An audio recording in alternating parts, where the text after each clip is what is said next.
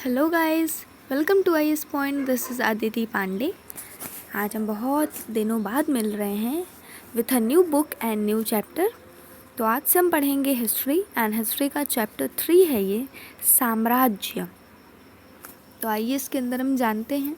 सबसे पहले तो ये समझते हैं कि साम्राज्य क्या होता है। आप लोगों को पता है साम्राज्य क्या होता है? बहुत बड़ा स्थान जहाँ की जनसंख्या अत्यधिक हो तथा राजा हो, वहाँ पे वही साम्राज्य कहलाता है। आगे चलते हैं। मेसोपोटामिया में साम्राज्य स्थापित होने के 2 सहस्त्राब्दी बाद उस क्षेत्र तथा उसके पूर्व पश्चिम में साम्राज्य निर्माण के विविध प्रयत्न होते रहे। जैसे मान लीजिए, अगर कोई गांव का एक पर्टिकुलर एरिया उसका शहरीकरण हो गया, ठीक है, तो फिर धीरे धीरे और भी एरियाज़ को वो कवर करेगा ताकि और भी एरियाज़ में शहरीकरण हो सके। तो बिल्कुल उसी तरीके से जब एक भाग का देख लिया उन्होंने कि यहाँ पे साम्राज्य स्थापित हो गया है, तो आगे के पार्ट्स में भी साम्राज्य स्थापित हो जाना चाहिए। शासन को सुचारू रूप से चलाने के लिए 4वीं शती ई में रोम साम्राज्य को पूर्वी और पश्चिमी 2 हिस्सों में बांट दिया गया। किसी भी शासन को अगर चलाना है, मान लीजिए कोई बड़ा सा छोटा सा मान लीजिए शहर है, उसे चलाना है और 4 लोग हैं, तो 4 अपने आप को डिवाइड कर लेंगे ना कि हाँ, मैं इसकी सिक्योरिटी देख लूँगा, मैं इसका फाइनेंशियल देख लूँगा, मैं इसका पॉलिटिकल व्यू देख लूँगा और तुम इसकी ग्राउंड रिपोर्ट को देख के बताना। तो इस तरीके से वो 4 लोग मैनेज कर लेंगे। तो वो हिस्सा भी तो 4 जगह में बट गया ना। अगर ग्राउंड रिपोर्ट की बात होगी तो ज़्यादातर लोकल जगह पे ही जाके देखी जाएगी, क्योंकि जो लोकल छोटे मोटे एरियाज़ होते हैं वहीं पे सच्चाई ज़्यादा अच्छे से दिखाई देती है। पॉलिटिकल व्यू की बात की जाएगी तो जहाँ रैली होती हो, बहुत बड़े मैदान हो, उस एरियाज़ में पता चल पाएगा। तो चलिए आगे चलते हैं। ये आपको पूरा रीड करना पड़ेगा, ठीक है। तो फिर इसमें मैं आपको वही बताऊंगी जो थोड़ा बहुत इम्पॉर्टेंट हो आपके लिए और जो हम डिस्कस कर भी सके, वरना ऐसी बुक की तरह रीड कर देना ना आपको ही समझ आएगा ना हमें ही समझ आएगा। साम्राज्य बनाए और बनाए रखने के लिए सारे प्रयास पूरे क्षेत्र में फैले हुए व्यापारिक तंत्र के संसाधन पर नियंत्रण की चाह से प्रेरित थे। यदि साम्राज्य को बनाए रखना है तो किसी का कंट्रोल तो होना ही चाहिए, नहीं तो जैसे अगर राजा का कंट्रोल नहीं होगा तो कोई भी राजा आके उसे अपना बना सकता है ना। तो इसी तरीके से कंट्रोल होना चाहिए उसके हर हिस्से पे, व्यापारिक हिस्सा हो या फिर आर्थिक हिस्सा हो, तथा उसे लोगों का समर्थन भी मिलता रहना चाहिए। यानी लोग उसके प्रति मतलब सेवा देने के विचार से रहते हों। जैसे मान लीजिए अगर कोई राजा है, ठीक है, वो चाहता है कि हम अपने साम्राज्य की बहुत अच्छे से रक्षा करें, लेकिन जो उसके लोकल लोग हैं, जो उसके तंत्र हैं, लोकतंत्र हैं, जो उसके आगे साम्राज्य में रहने वाले लोग हैं, सैनिक हैं उसके, अगर वो ही उसके खिलाफ है मन में, तो जब भी युद्ध होगा तो वो तो खिलाफत में जा सकते हैं आसानी से, तो फिर तो वो हार ही जाएगा ना। तो ऐसे लोगों की आवश्यकता है साम्राज्य में जो विश्वास के पात्र हों, जो अपने राजा पे भी विश्वास करते हों, तभी साम्राज्य को कायम रखा जा सकता है।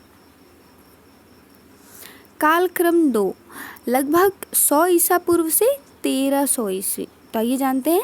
इसमें केंद्र बिंदु राज्य और साम्राज्य है। इसमें से कुछ जैसे कि रोमन साम्राज्य बहुत बड़े थे जो कि 3 महाद्वीपों में फैले हुए थे।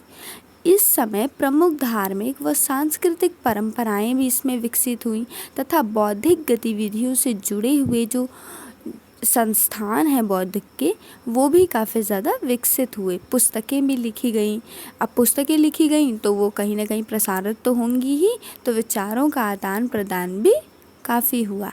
कई ऐसी वस्तुएं जो आज हमारे लिए दैनिक जीवन का हिस्सा हैं, वो भी इस काल में पहली बार उपयोग में आई थी। तो ये फ्लो चार्ट दिया हुआ है, आप इसे अच्छे से पढ़ लीजिएगा। और ये इसी चार्ट के रूप में दिया है, तो ये आपको आसानी से लर्न भी हो जाएगा ना। अगर आप इसे प्रिंट आउट करा के कहीं लगा भी लेते हैं तो 3-4 बार देखने के बाद ये आपको अच्छे से लर्न हो जाएगा। साम्राज्य, ऑब्वियसली किस साम्राज्य की बात की जा रही है इसमें? रोमन साम्राज्य की। आज का अधिकांश यूरोप व उर्वर अर्धचंद्राकार क्षेत्र यानी कि फर्टाइल क्रिसेंट यानी कि एरिया तथा उत्तरी अफ्रीका का बहुत बड़ा हिस्सा इसके अंतर्गत शामिल था तथा ये इसके अंदर हम देखेंगे कि किन किन राजनीतिक ताकतों ने इसके भाग्य को बनाया, संवारा तथा किन किन सामाजिक समूहों में ये विभाजित था। आगे चलते हैं। साम्राज्य का आरंभिक काल। रोमन साम्राज्य को मोटे तौर पे देखा जाए तो 2 चरणों में बांटा जा सकता है, पूर्ववर्ती एवं परवर्ती। दोनों चरणों के बीच हमारी तीसरी शताब्दी का समय आता है, जो उन्हें 2 ऐतिहासिक भागों में विभाजित करता है। दूसरे शब्दों में कहें तो तीसरी शताब्दी के मुख्य भाग तक संपूर्ण अवधि को पूर्ववर्ती और उसके बाद की अवधि को परवर्ती अवधि कहते हैं। ठीक है।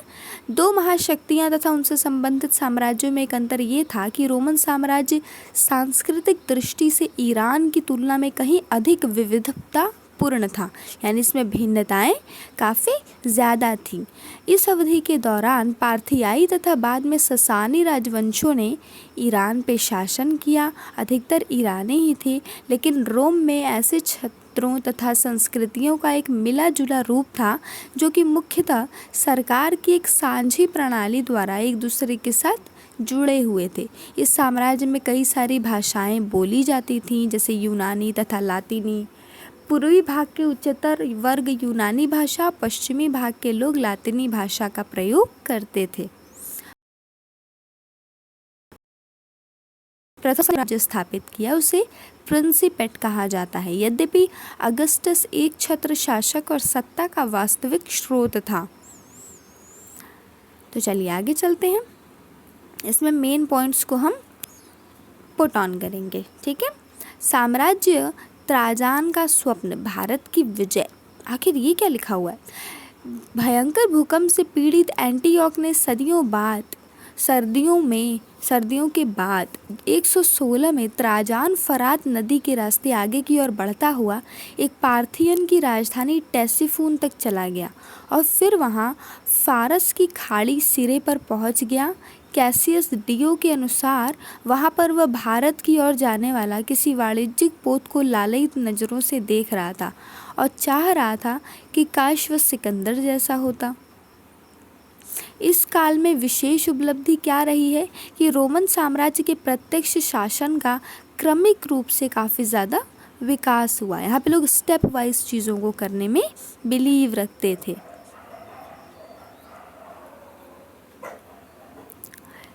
आइए आगे चलते हैं। डॉक्टर गैलन के अनुसार रोमन शहरों का ग्रामीण क्षेत्रों के साथ बर्ताव, तो ये भी जानना बहुत ज़रूरी है। शहर में रहने वाले लोग का फसल कटाई के शीघ्र बाद अगले पूरे वर्ष के लिए पर्याप्त मात्रा में खाद्यान्न अपने भंडारों में भर लेना एक रिवाज था। सारा गेहूँ, जौ, सेम तथा मसूर दालें शहरी ले जाते थे तथा कई प्रकार की दालें किसानों के लिए बची रह गई थी। सर्दियों के लिए जो कुछ भी बचा था उसे खा पीकर ख़त्म कर देने के पश्चात देहाती लोग को वसंत ऋतु में अस्वास्थ्यकर खाद्यों पे निर्भर रहना पड़ता था अपने प्राणों को बचाए रखने के लिए। वैसे यहाँ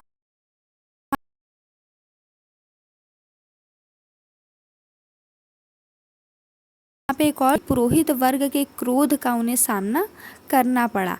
सार्वजनिक स्थान वो चाहते थे कि स्टार्ट हो, लेकिन जैसे नदी, पोखरा जहाँ लोग जाके स्नान कर सकें, जब उन्होंने इसकी शुरुआत करनी चाहिए तो उन्हें अपने बड़ों से काफ़ी ज़्यादा विरोध का सामना करना पड़ा। तीसरी शताब्दी का संकट। दूसरी शताब्दी में काफ़ी ज़्यादा शांति एवं समृद्धि थी, परंतु 30वीं ने एक आक्रामक वंश उभर कर आया। इस वंश को लोग ससानी कहते थे और केवल 15 वर्षों के भीतर ये फरात की दिशा में फैल गया। 3 भाषाओं में खुदे एक प्रसिद्ध शिलालेख में दावा किया गया है कि 60,000 रोमन सेना का इसने सफाया कर दिया था। लिंग साक्षरता तथा संस्कृति। उन दिनों एकल परिवार का व्यापक रूप से चलन था। वयस्क पुत्र अपने पिता के परिवारों के साथ नहीं रहते और वयस्क भाई बहुत कम साझे परिवार में रहते थे। ठीक है। गणतंत्र के परवर्ती काल तक विवाह का रूप ऐसा था कि पत्नी अपने पति को अपनी संपत्ति हस्तांतरित नहीं किया करती थी, किंतु अपने पैतृक परिवार में वह अपने पूरे अधिकार को बनाए रखती थी। महिला का दहेज वैवाहिक अवधि के दौरान उसके पति के पास चला जाता था, किंतु महिला अपने पिता की मुख्य उत्तराधिकारी बनी रहती थी और संपत्ति को भी वही संभालती थी। इसलिए रोमन में जो महिलाएं थीं उन्हें संपत्ति के स्वामित्व एवं संचालन में एक व्यापक कानूनी अधिकार प्राप्त थे तथा वे अपने अधिकारों का उपयोग भी करती थीं। ठीक, आगे चलते हैं। साक्षरता की स्थिति क्या थी? यह निश्चित है कि काम चलाऊ साक्षरता की दरें साम्राज्य के विभिन्न भागों में काफ़ी अलग अलग थी।